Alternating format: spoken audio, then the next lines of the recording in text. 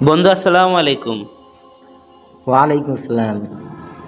বাবু কেমন আছো তুমি? আলহামদুলিল্লাহ, আমি ভালো আছি। আপনি ভালো আছেন? আলহামদুলিল্লাহ আমি ভালো আছি। সাজাদ ভাই আপনি কেমন আছেন? আলহামদুলিল্লাহ, ছেলেটাকে তো মাদ্রাসায় ভর্তি করতে যাচ্ছি, একটু পরামর্শ দিচ্ছিলেন। আমার তো সেরকম বাচ্চা পড়ার জ্ঞান নাই। ছোটকালকে ইসলাম শিক্ষা হয়ে যেত আমার। ছোটকালতে স্কুলে পড়ছি, স্কুল লাইফ শেষ। তারপরে এই যে দিনকালে ধরে স্কুলে যাচ্ছে। কথা বলেন তাহলে ভালো হয়। তাহলে সব দুজনে গিয়ে ইমাম সাহেবের সঙ্গে পরামর্শ হ্যাঁ, চলো।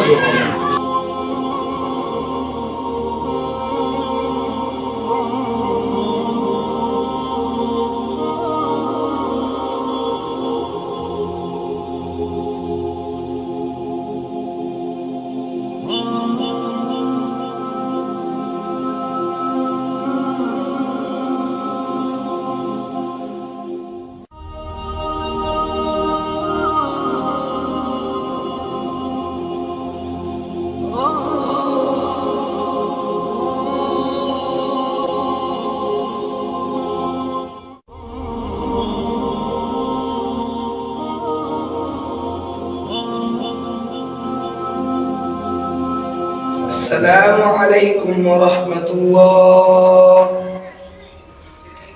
السلام عليكم ورحمة الله.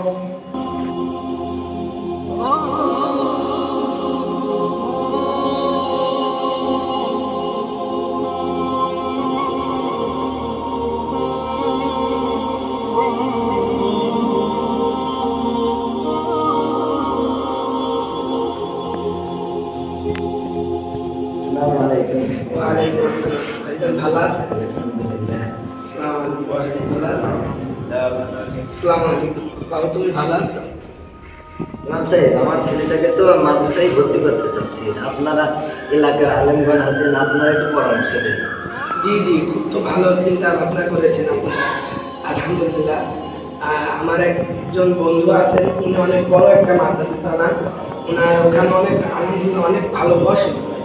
সেটা আমি নিজে যে আপনাদের সেখানে আপনার ছেলেকে ইনশাল্লাহ ভর্তি করে দেবেন। বিকেলবেলা আপনি আসেন, আপনার বিকেলবেলা আসলে নামাজ পড়ে আপনাদেরকে নিয়ে যাবেন ইনশাল্লাহ। জি আলহামদুলিল্লাহ, তাহলে আমরা জি আছে। আসসালামু আলাইকুম সাহেব। থাকেন।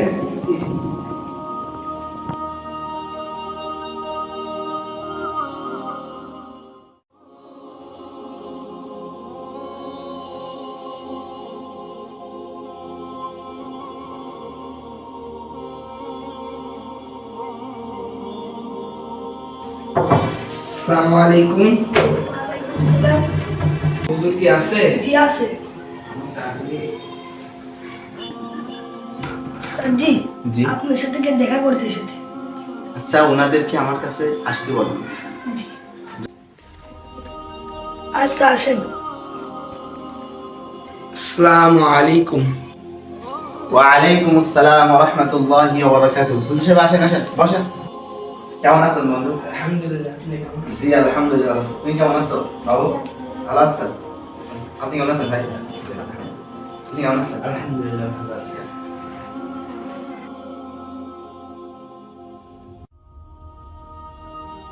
দুজন নাস্তা নিয়ে আসো, যাও।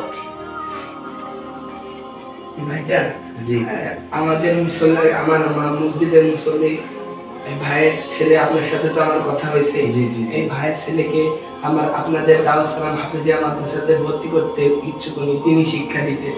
মাশাআল্লাহ। এখানে তো অনেক ভালো মানের পড়াশোনা, উন্নত মানের পড়াশোনা হয়, সেজন্য এই ভাইজান তার ছেলেকে এখানে ভর্তি করতে ইচ্ছুক। মাশাআল্লাহ। তুমি মাদ্রাসাতে পড়াশোনা করবা? তোমার নাম কি বাবু? মাশাআল্লাহ, তোমার তো অনেক সুন্দর নাম। আপনার ছেলেকে যে আপনি দিন শিক্ষা দেওয়ার জন্য যে আপনি রাজি হয়েছেন, আপনার মন মানসিকতা দেখে আমি আসলে অনেক খুশি হচ্ছি। কারণ আমার বন্ধু আমাকে আপনার বিষয়ে সবকিছু বলেছে যে আমার একজন ভাই আছে যে সে দিন শিক্ষা দেবে তার ছেলেকে। তো আমার কাছে যে আসছেন এই জন্য আমি খুবই আনন্দময়। তাছাড়া আল্লাহ রসুল সাল্লাল্লাহু আলাইহি সাল্লামের হাদিস আমরা যখন বিশ্লেষণ করি, তো হাদিস গবেষণা করলে পারে একটা হাদিস আমরা দেখতে পাই যে হাদিসের মধ্যে রাসূল সাল্লাল্লাহু আলাইহি সাল্লাম বলেছেন, তলাবুল ইলমি ফারিদাতুন আলা কুল্লি মুসলিম। প্রত্যেকটা মুসলমান, নর ও নারী, পুরুষ ও নারী, প্রত্যেককে এতটুকু দিন শিক্ষা করতে হবে। তার দৈনন্দিন জীবনে যতটুকু ইলম দরকার ততটুকু আমাদেরকে শিক্ষা করতে হবে। কোনটা হালাল, কোনটা হারাম, কোনটা সত্য কথা, কোনটা মিথ্যা কথা, এইগুলো আমাদেরকে শিখতেই হবে।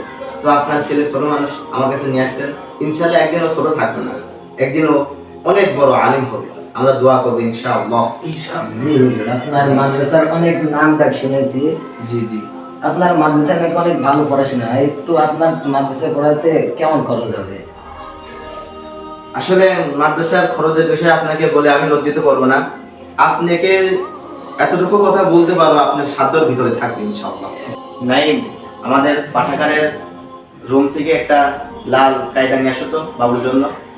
জি, এই যে উস্তাদ জি। কায়দা নিয়ে আসছো? জি। আচ্ছা ঠিক আছে, বাবু তুমি এখানে আসো। বলো আলহামদুলিল্লাহ। আলহামদুলিল্লাহ। আজকে থেকে তোমার ইলম অর্জনের জ্ঞান শুরু হওয়ার একটি সুন্দর মুহূর্ত শুরু হচ্ছে। এই যে আমপারাটা দেখতেছো কায়দা, এটা থেকেই তোমার মনে করো যে জীবনের পথ ইলম অর্জনের জ্ঞান শুরু অতিবাহিত হইতে যাচ্ছে।